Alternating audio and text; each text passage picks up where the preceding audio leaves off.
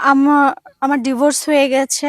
আজকে বিগত ৯ থেকে ১০ বছর হয়ে গেছে আমার ডিভোর্স হয়েছে। আমার একটা মেয়ে আছে। ঠিক আছে? আমার মেয়ের বয়স হচ্ছে ৯ বছর। তো আমি এখন চাচ্ছি যে আমি যেহেতু ডিভোর্সি, সেহেতু একটা এমন মানুষ চাচ্ছি যে আমার মেয়েসহ আমাকে অ্যাকসেপ্ট করবে আরকি। মানে আমাকে যে বিয়ে করবে এরকম কাউকে চাচ্ছি। হ্যাঁ, হয়তো এখন বলবেন যে আগের হাসব্যান্ডের কি দোষ ছিল বা কি সমস্যা ছিল বা কার দোষ ছিল? হ্যাঁ, আমি সেটাও বলছি। তার সমস্যা একটাই ছিল, তার নজরটা সবসময় অন্য নারীর দিকেই থাকতো। ঘরে তার স্ত্রী থাকার পরও সে সবসময় বাহিরের নারীর দিকে অর্থাৎ পরক্রিয়া যাকে বলে সেটাতে সে লিপ্ত থাকতো। তাই আমার পক্ষে তার সঙ্গে থাকাটা সম্ভব হয়ে ওঠেনি। আর আমার তো কষ্ট হবে, তাই না? আমি তো তার স্ত্রী। একটা স্ত্রী কখনো তার স্বামীর ভাগ কাউকে দিতে চায় না। আর আমি আমার জীবনে এমন একজন মানুষ চাই যে শুধু আমাকে বুঝবে, আমাকে ভালোবাসবে, আমাকে সময় দিবে। আমি ছাড়া অন্য নারীতে কখনো আসক্ত হবে না। আমি তার শয়নে, স্বপনে, তার বাস্তবে, জাগরণে সবকিছুতে তার ছায়ার মতো আমি তার সঙ্গে সবসময় থাকতে চাই। মানে আমার ছায়ার মতো সে আমার পাশে থাকবে। মানে এরকমটা চাই। বুঝতে পারছি। নাম কি আপনার? রিয়া। আপনার বয়স কত? আমার বয়স ২৪ প্লাস। 24 প্লাস। হুম। আপনার বিয়ে হয়েছিল কত বছরে? বিয়ে হয়েছিল তখন আমার ১৩ কি মেবি ১৪ বছর ছিল। তখন হুম। ডিভোর্স হয়েছে কত বছর? ১০ বছর। ১০ বছরের কাছাকাছি প্রায়। 10 বছরের কাছাকাছি। মানে এখন আমার বেবি হওয়ার কয়েকদিন পরে, বেবি হওয়ার ১ মাস পরেই আমার ডিভোর্স হইছে আরকি। আমি তাকে ডিভোর্স দিয়ে দিছি আমি নিজে। বুঝতে পারছি। তো ডিভোর্সটা কেন আপনি দিছিলেন না উনি দিছিল? আমি করে দিছি। আসলে তোমার যেহেতু অন্য কাউকেই ভালো লাগে, অন্য কারোর দিকে নজর, বাহিরে নজর, তুমি বাহিরে তাদেরকে নিয়েই থাকো। আমার কি দরকার তোমাকে? কেন আপনি পোষাতে পারতেন না? মানে সে এরকম চরিত্রহীন ছিল আরকি। সে আবার একটু নেশা করতো। মানে মাতলামো করতো আরকি। বাসায় ফিরলে গায়ে হাত তুলতো। কখনো শান্তি দিত না আমাকে। আপনি আমি তো মানু মানে আপনি তো দেখতে শুনতে ভালো ছিলেন। কেন আপনাকে মানে আপনার বলে ওয়াইফ না, এরকম? ওই যে কি যেন বলে, ওই যে একটা কথাই আছে না, বাড়ির গরু নাকি ওই উঠানের ঘাস খায় না, একটা প্রবাদ আছে না বাংলায়। হুম, তো ওইরকম তার ঘরে এত সুন্দর বউ থাকার পরেও সে ওই যে রাস্তার ফুটপাতের যে কিছু পাগল ছাগল আছে না, হুম, পতিতা, হুম।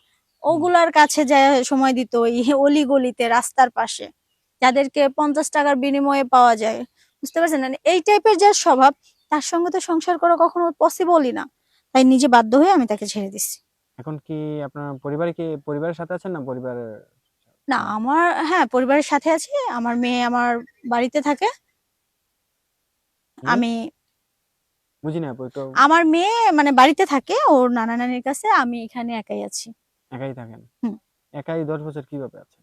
না, আমি জব করি। একটা প্রাইভেট জব করি। তার মধ্যে দিয়ে চলে যায়। প্লাস কিছু স্টুডেন্টদেরকে প্রাইভেট পড়াই। এতে আমার হয়ে যায়। মানে এই ১০ বছর যে একা আছেন, ১০ বছর কি আপনি একটু স্বামীর সুখ চাইতে মন চায় না? মানে কিভাবে আছেন হ্যাঁ, এভাবে? যখন ওইটা খুব মনে চায়, মনে পড়ে তখন চোখ দিয়ে অশ্রু ঝরে। তখন আরকি অনেক কিছু মনে করে তখন নিজেকে আবার কন্ট্রোল করে মানে ব্যাক করে নিয়ে আসি। আপনার মেয়েরা এভাবে কন্ট্রোলটা কিভাবে করেন? আমি সেটাই বুঝতে পারি না। আসলে কন্ট্রোল বলতে ওইটা মনের বিষয়। হ্যাঁ? যখন ওই নোংরা জঘন্য বিষয়গুলো মনে পড়ে যে সে এরকম করত, তখন একটা ঘৃণার জন্ম হয়। ঘৃণার মধ্যে থেকে মনে একটা রাগের সৃষ্টি হয়। আর ওই রাগের পরে তখন আর ওই ইয়াটা কাজ করে না। শরীরের যে ফিলিংস, রাগ উঠলে ওটা আর কাজ করে না। তখন রেগে মানে ব্রেইন এবং মন ২ টাই অন্যরকম ভাবে চেঞ্জ হয়ে যায়।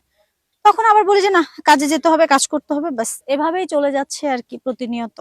আম এখন বর্তমানে প্রতিবেদনে কি চাচ্ছেন? এখন এখানে আসার মূল উদ্দেশ্য হচ্ছে শুনলাম আপনাদের এখানে সবকিছুরই সমাধান টুকটাক কম বেশি আছে।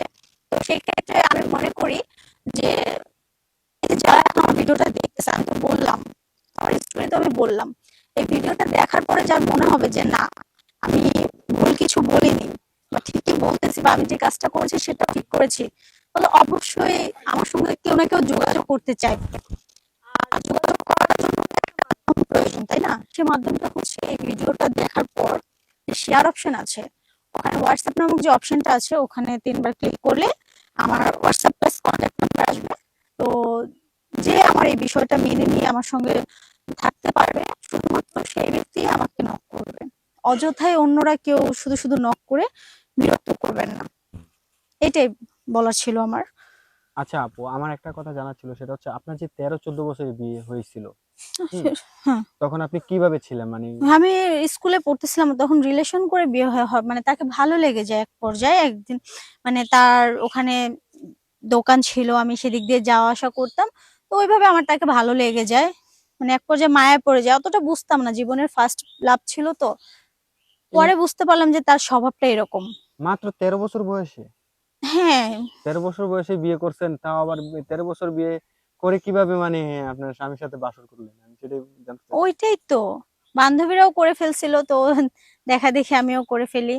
না, বাবা 13 মার, বছর বয়সে আপনার কি এরকম হয়েছে যে আপনি একবারে মানে কিভাবে নিতে পারছেন, আমি বুঝতে পারতেছি না। সেটাই বাবা মার রহমতে করে ফেলছি, প্লাস বেবিটাও হয়ে গেছে 1 মাস পর, মানে 1 মাস পর সে আমার মানে আমি প্রেগনেন্ট হই, তারপর আর কি আমার বেবি কি বলেন, এই 9 মাস 13-14 পর। বছর বয়সে আবার প্রেগনেন্টও? হ্যাঁ, আমার 14 বছর পূরণ হওয়ার আগে আমার বেবি হয়। ও মাই গড। অবশ্য বেবিটা হওয়ার সময় আমি প্রায়, মানে আমার এমন অবস্থা হয়েছিল যে আমি মনে হয় আর বাঁচবো না, পৃথিবীর আলো দেখতে পাবো না, কিন্তু আল্লাহর কি হুকুম, আমি বেঁচে আছি আজও এই পর্যন্ত, আসলে এই দিনটা দেখার জন্য হয়তোবা। এখন আপনার মেয়ের বয়স কত? ওর 9 বছর হবে, আর কয়েকদিন পর 9 বছরে পড়বে। 9 বছর পড়বে। তো এখন যদি মানে কোনো ভাই আপনার সাথে যদি, হ্যাঁ, মানে যোগাযোগ করতে চায়, যে আপনার মেয়েটার দায়িত্ব কি নিতে হবে না? ওর দায়িত্ব নিলে নিবে, না নিলে নেই, ওর জন্য তো আমি আছি, তাই না? আমি যথেষ্ট। অন্য মানুষকে ওর তো দায়িত্ব নিতে ছেলে হবে হলে না। একটা কথা ছিল, তো মেয়ে তো অন্য আরেক জায়গায় বড় হলে বিয়ে দিয়ে দিবেন, এই তো। হুম, ওর দায়িত্ব নিয়ে কাউকে চিন্তা করতে হবে না। তো বয়স, আর কিরকম বয়সের মানুষ চাই সেটা কথা না, বয়স যতখানি হোক, 50-এর ভিতরে থাকলে এনাফ। 50-এর ভিতরে এনে থাকলে আপনি লোড নিতে পারবেন, মানে হ্যাঁ। আপনি মানায়